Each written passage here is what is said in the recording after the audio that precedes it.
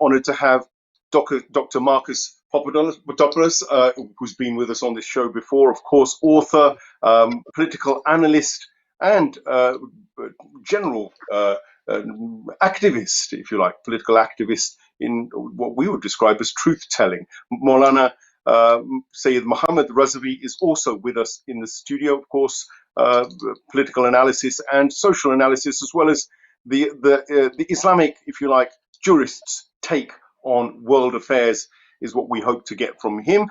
The topic is an interesting one. Is the US empire collapsing? American imperialism has become part of the backdrop to certainly my lifetime, and well before that, I would imagine, for some.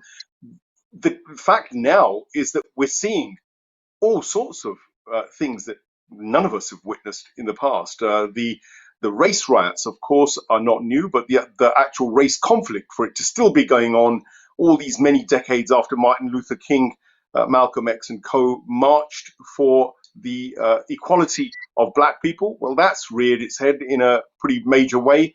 We've had, of course, the defeat upon defeat of the empire in West Asia.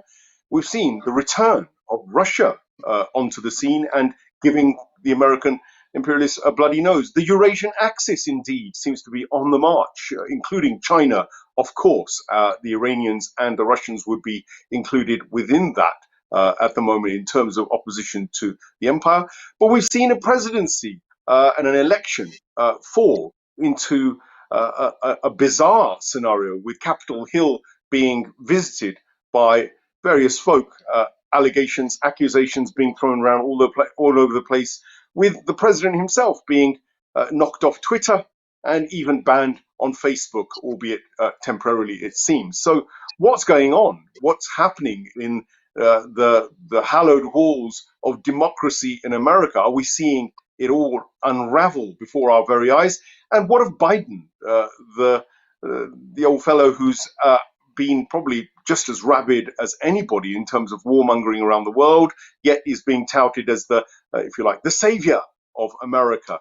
Can he save the American dream? Can he halt the slide of American prestige around the world and the imperialist designs that they've had for many, many decades? Well, these questions and more I'm going to put to Dr. Marcus. Well, let's start with Marcus.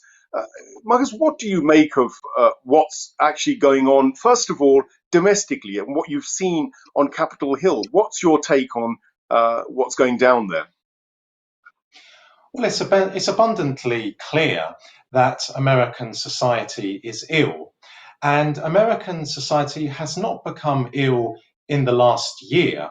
Indeed, American society has become ill over a number of decades.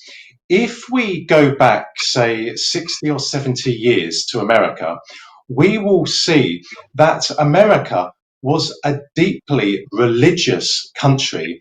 American people on a very large scale regularly attended church, be they Protestants, be they Catholics, or be they members of the various Orthodox churches in America. We also need to acknowledge that on American television sets in the 1940s and the 1950s, a man and a woman were not allowed to kiss each other because that was regarded as moral degeneracy. However, from the late 1960s onwards, we started to see a very different culture, an alien culture, emerge in America. And that was brutally exemplified by films which were being produced by Hollywood, because no longer was a man and a woman prohibited from kissing in American films, but full-blown sexual intercourse between men and women was graphically shown in American films.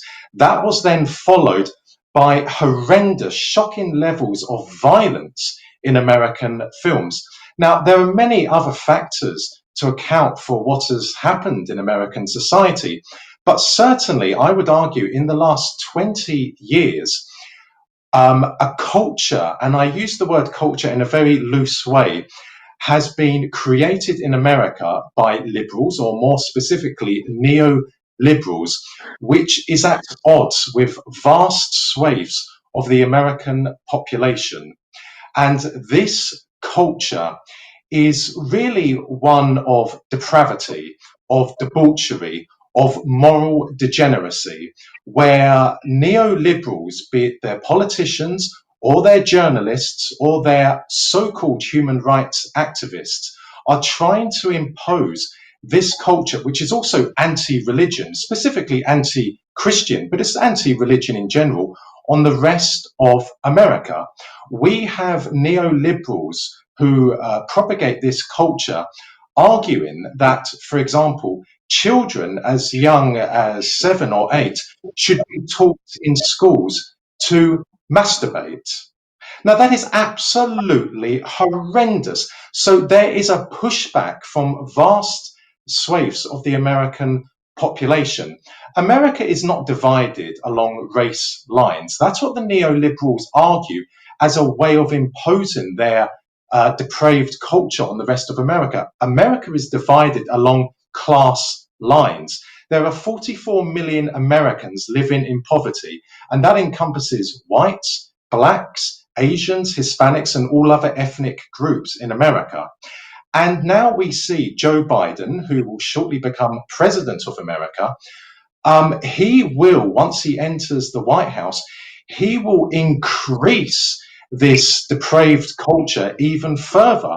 So we are at a point now where many people in America, principally in the southern states, feel that the country they are living in is completely at odds with their spiritual values and their cultural values. So it is very possible that at some point in the distant future, not in the near future, that secessionism could emerge in America, principally in the South. Because people, for example, in Georgia and Alabama, which are very religious states, very God-loving people, are simply sickened by what they are seeing coming out of New York and Los Angeles, where they want children in schools to be exposed to the most diabolical, and I use the word diabolical in its proper biblical context, diabolical ways, which in my estimation constitute child abuse. So American society is ill. American society is becoming more ill by the day, and I suspect that under Joe Biden, this illness will intensify. Well, that's a fascinating angle to come at it. Marcus has come at it from the perspective of a cultural and spiritual degeneracy, Morana. That sort of comes into your area of profession, if you like, dealing with the spiritual and dealing with morality. What's your take? Agree or disagree with Marcus? Or are there any other additional pointers that you would highlight about what's actually ailing America? Bismillah ar-Rahman ar-Rahim. As a person who lived in Alabama, I was there for a while. I agree with Marcus that that area was known as the Southern Belt and religious belt of America. And people, I personally visited many churches and gave lectures in many churches there, and witnessed that. For example, on Sunday, there was a street which had many churches, and every single church was fully packed with visitors and people who come to worship there. And unfortunately now what is happening in America, as Brother Marcus was mentioning, is the result of what they planned after the World War II to undermine the divine values. And this is where we, as Christians, Jews, and Muslims, followers of the divine faith, should stand together and be united and make a stand against all this corruption being spread to undermine the divine faith's values. Well, And yeah, this is where we can what we can commonly discuss. Well, Molana, you've picked up on Marcus's points. I mean, in a nutshell, the trajectory of American media, the trajectory, arguably, of the establishment within the establishment, because there's a lot of allegations now that actually it's not just the government that we're dealing with. So the American government that comes into power isn't necessarily the only force which is dictating what America actually is, what its policies are, what it can become. I mean, two, I can visibly touch my own, if you like, thoughts on. One is, of course, Israel. Of course, Israel as a foreign, if you like, government is being argued. It's being argued that they actually have a level of influence and control which virtually runs United States, Middle Eastern or West Asian policy. But I'm not going to turn to Israel first. On the other hand, they also say that money power, the Wall Street and those that are linked very closely with money lending, money mafia, the actual whole infrastructure which propped up the American government and which arguably props up the $27 trillion debt. That's a 200% increase in debt which that nation has accrued over the past, I don't know, 7 to 8 years. I think it's rocketed in the last decade or so by 200%. Shocking, really, that the richest country in the world is the most indebted. I mean, who are they in debt to? What's the influence of those people that they're indebted to? How does that all pan out? I'm going to ask Marcus the same question, but first of all, yourself. I mean, to what extent is the American are the American people really going to be in control of changing this trajectory, even if they want to, at least through the democratic procedures which they're supposed to have at their disposal? I think Americans need to recognize that there is a lobby behind their political parties and leaders who do not want and wish Americans to be successful without the influence of that lobby. And I can name that lobby. It's the Zionist lobby, which believes that they are the best human beings, and anyone else doesn't matter. They are willing to do anything to destroy any other culture, creed, religion, faith, at the cost for the sake of filling their own pockets and keeping the control in their hands of everything. I mean, most recently we are witnessing that even the social media platforms are being bought by these tycoons of media to control the world.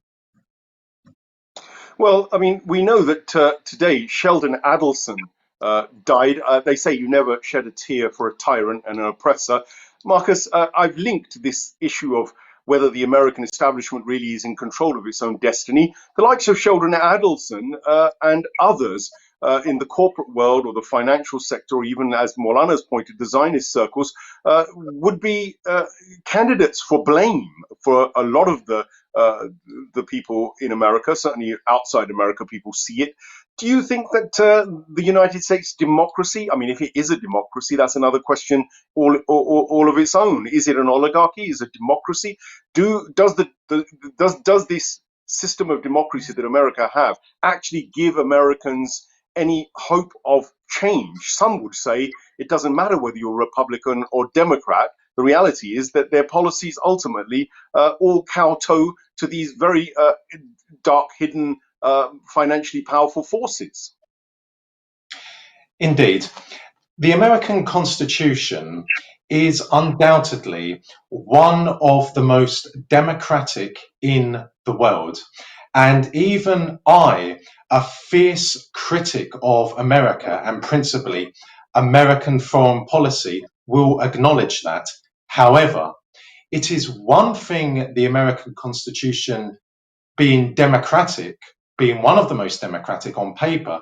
It is another thing just how democratic is America when it comes to it. And it is my submission to you and to your audience that despite what the American Constitution states, an American president does not have tremendous powers. Once an American president assumes office, he is surrounded by the machines of the American state. And that includes American families, for example, the Bush family or the Cheney family. That includes lobby groups such as the Israel lobby or the industrial military lobby. That includes corporations, for example, such as Google, and it involves various other groups. And all of these dictate to whomever is sitting in the White House what fundamentally speaking, what the domestic policy will be and what the foreign policy will be. That is why there are no real changes to American domestic policy, and there are no changes to American foreign policy. I have been hearing throughout the duration of my life, and I am 42 years old now, whenever a new American president assumes office, I hear commentators, and I use commentators once again in a very loose way, arguing that American foreign policy is now going to change. American foreign policy is going to be more ethical. We heard that about Bill Clinton.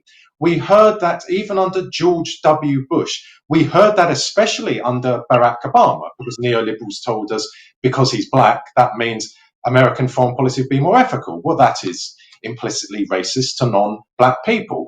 Now we are hearing that Joe Biden, who is extremely close to the Saudis, extremely close to the Israelis, who was complicit in destroying Libya and bringing about human slave markets in Tripoli, who was complicit in the deaths of hundreds of thousands of Syrians, men, women, and children, and old people, by supporting ISIS and Al-qaeda in Syria. We now hear that Joe Biden, this rancidly repulsive human being, is going to change American foreign policy. America will now be ethical.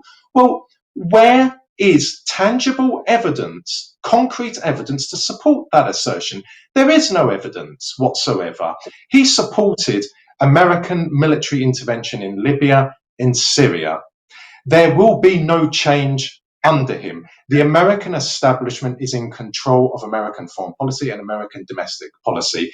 The Republican and Democratic parties are neither conservative nor liberal. They are either neocons or neoliberals. The Republican and Democratic parties in this day and age exist only to enhance the facade that America is a democracy. If there is to be real change in America, real, meaningful, long-term change, it will not happen every 4 years at the ballot box. Quite simply, there has to be a revolution. And quite frankly, the southern states in America actually give hope that the federal government in Washington will one day receive retribution. We hear in films and news channels about how the God-loving people in the southern states of America are primitive, are backward. Well, quite frankly, I would rather be primitive than believe in debauchery and depravity and degeneracy and exposing children to child abuse. Well, it's obviously painting a fairly grim picture, but it sounds like hard to challenge in terms of the facts and figures. 26 million Americans lost jobs in the first half of 2020. You've had 30,000 of them die every year because they couldn't see a doctor when required. Family breakdown and divorce, well, that's through the roof. You've, of course, got the figures from COVID-19. I mean, the worst, perhaps arguably the worst performance of any government around the world, the way that they've handled that situation. You had already mentioned the moral deprivation, porn industries, and various other things which we could lay at their doorstep. But of course, there's more to it than that. And you touched on it there a little, Marcus, that the choice for that change may well not be there from the system, for sure. And it's that which I think many may be sensing. Donald Trump, in my humble opinion, was not really an anti-establishment person. It does rather seem like there was a Punch and Judy show from the day he was brought in that was designed to create this tension. And that also then goes on to the possible theory of the money powers wanting to bring down America a peg or two to accommodate possibly the rise of China, where they are also investing, let's not forget. But I won't go too deeply into that just yet. But this difference between supposedly Democrats and Republicans, well, I saw an interesting Venn diagram which listed these things, Molana. It said total support for Israel, true of Democrats and Republicans, no let up on that. Doing Wall Street's bidding, absolutely. Again, no Democratic or Republican president has gone against that little principle. Unlimited military spending. No, never a sort of holding back on that from either of these political parties. These are major issues, and yet there doesn't seem to be any option for Americans. Hostility to Russia, Iran, and China. Well, that seems to have been consistently there, regardless of the level of hostility. Donald Trump may have taken that to the next level with China on the face of it, but certainly in terms of full spectrum dominance, both parties have gone for that non-stop for decades, and of course putting economics over morality of any kind is just a tenet. Our dear Mr. Pompeo went as far as to go on record to say he lies, he cheats, and he steals, and that's his establishment's motto. Neoliberalism, as Marcus has rolled out, rocks as far as most of these parties are concerned, and spying on everyone and sort of taking charge of Google and taking charge of the algorithms and controlling the likes of Facebook increasingly seems to be within their remit as well, and we can see that these forces are being used increasingly. So that's just to name a few things. Of course, the Western imperialist policies in West Asia towards Russia, towards the rest of the world, also remain. But again, coming back to the persecution of the poorest and the oldest in America, that also doesn't seem to have changed when you look at the practical investments of successive presidents, Molana. So if this is the case, that Americans have no choice, that actually the two major forces in politics are actually singing from the same hymn book, what's your suggestion to the ordinary American public, and how does that actually also figure in those people who often worship America as, you know, some sort of ideal, a democratic ideal that everybody should be exporting or importing, especially into, say, the Muslim world, which has been the case for a lot of folk out there? Well, I mean, Americans have designed a country in a way that they have kept the American people misinformed. While I was in America, I used to go and buy the newspapers. The newspapers had hundreds of pages, and nothing about international politics was mentioned in it. Everything was about Hollywood and actors and local issues. And if you come to Europe and look at the European newspapers, they are full of international politics, and people are far more aware of what is going on in the world. In America, I met people who thought America is the only place in the world and nothing else. So if the people are kept ignorant like that, nothing more can be expected. But there is a difference now because of the social media, internet, and all these facilities. They are getting access to the external world and educating themselves more. So it is not going to be immediate change, but I think in a long term future, people would get fed up and may revolt against all these corrupt rulers and the families who are ruling America, and the lobbies who are ruling America. So we have to wait and hope. And according to Quran, many pharaohs came in this world. They had extreme power, and it's not only Quran, Torah, and Bible refer to these pharaohs. They had extreme power and they could not survive, and they've gone down in the history. So America as a modern pharaoh is going towards the same history and following the footsteps of the ex-pharaohs? Well, Marcus, $7.5 trillion of military spending in West Asia. And the net results, even Donald Trump, when he came into office, said was that the Americans had achieved nothing.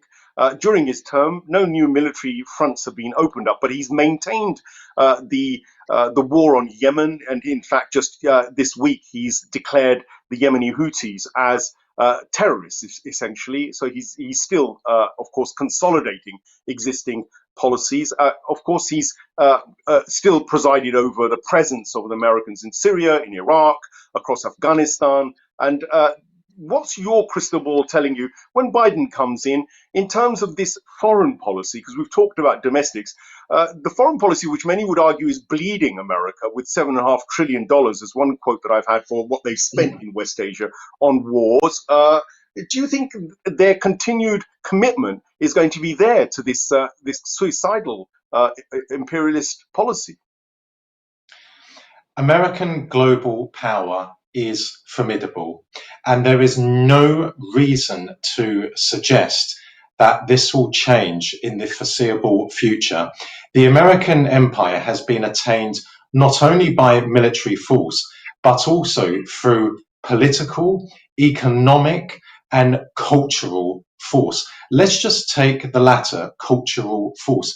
Most people in the world are unaware that American culture, and let me be very specific, Hollywood culture, federal government culture, not the culture from the southern states in America, Hollywood culture has penetrated their societies to the bone. American culture, which is exported to Christian countries, to Muslim countries, to Hindu countries alike, American culture is insidious. So, for example, if you visit McDonald's, if you visit KFC, if you visit Burger King, if you wear jeans, then you have fallen under the spell of American culture. It is quite simple. That is why Iran, which is a true Muslim country, unlike for Saudi Arabia, Iran, ever since the Great Revolution of 1979, has banned all cultural vestiges of America. Why? Because the Iranian government understands that the American culture is just as potent as American military force or American economic sanctions. Why? Because American culture is insidious. It rots a society from within. It erodes a country's culture, spiritual values. And if a country loses its culture, its religion, its national identity, then that country is quite simply done for. It will remain a vassal state of America's for the foreseeable future. So whoever is in the White House, they will persist in preserving American global hegemony at all costs. There is nothing to suggest that that will change. There will only be change in America, as I said moments ago, if there is a revolution. Nothing short of a revolution will change the situation in America. That all said, however, in recent years, American global power has waned. Why? Principally because Russia is again a superpower. Not a superpower in the sense that the Soviet Union was, but nonetheless, the fact that Russia was able to defeat American objectives in Syria and in Venezuela, thousands of miles away from Russia, demonstrates that Russia is again a superpower. Russia is able to defeat American expansionism in different parts of the world. But in terms of the American empire, it gives me great sadness to say that the American empire is here to stay. China is not a challenge to America. Why? Because the Chinese and American economies are interlocked. They need each other.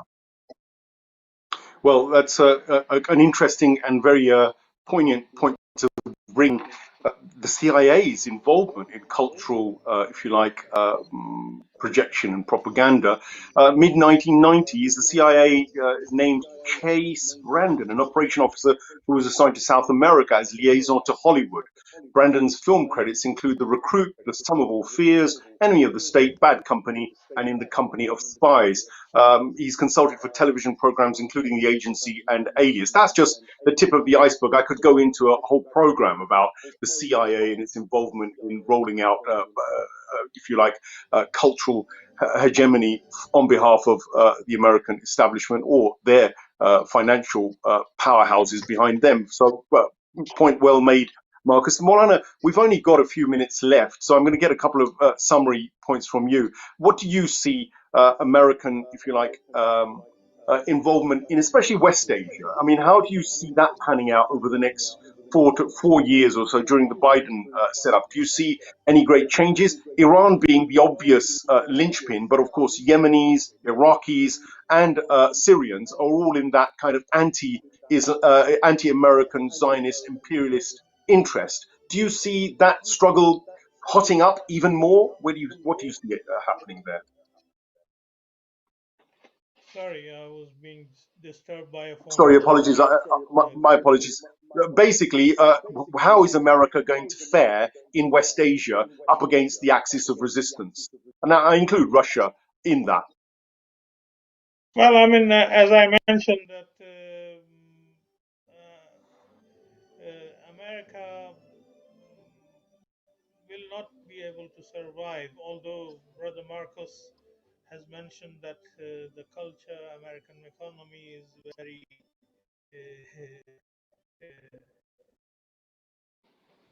tangled with Chinese economy as well.